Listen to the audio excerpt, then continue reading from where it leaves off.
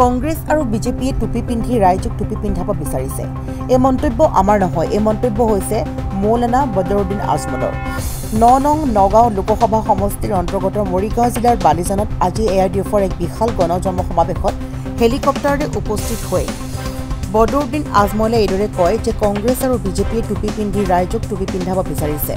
মৰিগাঁও জিলা সমিতিৰ উদ্যোগত আৰু লাহৰীঘাট সমষ্টি কমিটিৰ সহযোগত বালিজান খেলপথাৰত অনুষ্ঠিত হোৱা বিশাল গণসমাৱেশত এআইডিএফৰ কেন্দ্ৰীয় সমিতিৰ সভাপতি তথা ধুবুৰী লোকসভা সমষ্টিৰ সাংসদ মৌলানা বদৰুদ্দিন আজমল উপস্থিত হৈ কংগ্ৰেছ আৰু বিজেপিক ক্ষুধাৰ সমালোচনা কৰাৰ লগতে যিসকল মুছলিমে বিজেপি কৰিছে সেইসকলে আমাৰ জাতিটোক বিজেপি আৰু কংগ্ৰেছে কি হাৰাশাস্তি কৰিছে এবাৰ মনত পেলাওক বুলি কয় আজমলে।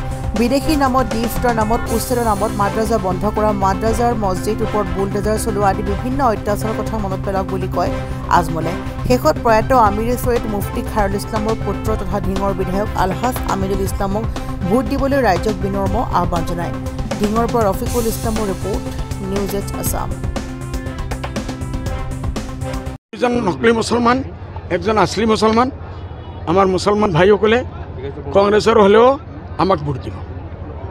আৰু আপাৰ আছামৰ ইতিমধ্যে গৌৰৱ গগৈয়ে ঈদৰ দিনাখন যি এক নামাজ এইটো ড্ৰামা কৰিছে বোলে মই কৈছোঁ আমি মানি ল'ব লাগে।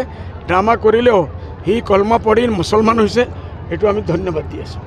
আৰু এইটোৰ কাৰণে কেনে আমাৰ হিন্দু ভাইসকলে বহুত বেছি হিন্দু ভাইসকলে মুছলমানক ভোট নিদিয়ে। এই গৌৰৱ গগৈ এই মানুহবিলাকে ভোট দিব নালাগে। হয়, আজি মেনিফেষ্টো বিজেপি ইতিমধ্যে দিল্লীত হেৰি কৰিছে, তাতে বুলেট ট্ৰেইন আৰু বিভিন্ন উত্তৰ পূৰ্বত বিভিন্ন ধৰণৰ উন্নয়নৰ ভাল কথা, ভাল কথা, এইটো আমি ভাল পাওঁ। বোলে ধৰ্মৰ বিৰুদ্ধে যিটো কৰি আছে এইটো আমি ভাল পোৱা নাই। মোদী চৰকাৰ দিল্লীৰ পৰা যাব লাগিব। আৰু এটা কথা কৈছে যে আপুনি সংবিধান সংশোধন কৰিলে আমি নকৰোঁ, মোদীজীয়ে কৰাৰ চান্স আছে না, চাফ কৈ আছে আমি 400 পাৰ হ'লে আমি নতুন নতুন বহুত কিছু কাম কৰিম, যিটো কৰিব লগা আছে। মতলব সংবিধান বদলি কৰিব আৰু হিন্দু ৰাজ্য বনাব। এইটো ভাৰতবৰ্ষত কেতিয়াবা এই সপোনটো পূৰণ হ'ব। যোৰহাটত কি কৰিব? যোৰহাট সমষ্টিত আপোনালোকে মই নাই, তাত নাপায়, মই কি কৰিম? ৰাইজে বিবেক বুদ্ধ দিব। হা, আৰু এই যে মেনিফেষ্টোৰ কথা কৈছে, মেনিফেষ্টোত কিন্তু বিজেপিয়ে বহুত মিছা পৰিস্থিতি 2 লাখ টকা 2 লাখকৈ চাকৰি দিব বুলি কৈছিল। এইবিলাক কিন্তু সেই 2014 দিয়া এটাও প্ৰতিশ্ৰুতি পূৰণ নকৰিলে। 15 লাখ টকাও একাউণ্টত নোসোমাল।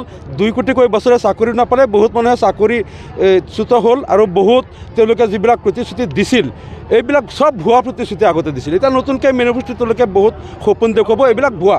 বিজেপিয়ে এটাও প্ৰতিশ্ৰুতি পূৰণ নকৰে আমি আগতে দেখিছোঁ। হিন্দু এলেকাত আপুনি প্ৰচাৰ চলোৱা দেখিবলৈ পোৱা নাই? না, হিন্দু এলেকাটো মই গৈছোঁ, যোগাযোগ কৰিছে বহুত। মই ৰাতি 12টা-1টাৰ পিছতো বহুতে কৈছিল আমি প্ৰকাশ্যে আপোনাৰ লগত নকৰোঁ, কিন্তু আপোনাক ভোট দিম। বহুত আছে হিন্দু ভোট, কংগ্ৰেছতকৈ মই বেছি পাম হিন্দু ভোট। বহুত না, আছলি মানে এই যে প্ৰদ্যুৎ বৰদলৈ আৰু সুৰেশ বৰাই মূৰত টুপি পিন্ধি এতিয়া দেখিছোঁ মছজিদে মছজিদে গৈ, খানকাহত গৈ তেওঁলোকে কেতিয়াবা ঈদৰ নামাজ পঢ়ে, কেতিয়াবা মছজিদৰ ভিতৰত সোমাই ইমামৰ লগত দোৱা কৰে। সেইকাৰণে বহুতে কৈছিল তেওঁলোকেও টুপি পিন্ধি ল'লে। এতিয়া বহুত হিন্দু মানুহে কৈ আছে আমাক যে আপুনিও টুপি পিন্ধে। এতিয়া দেখোন সুৰেশ বৰা প্ৰদ্যুৎ বৰদলৈও টুপি পিন্ধে।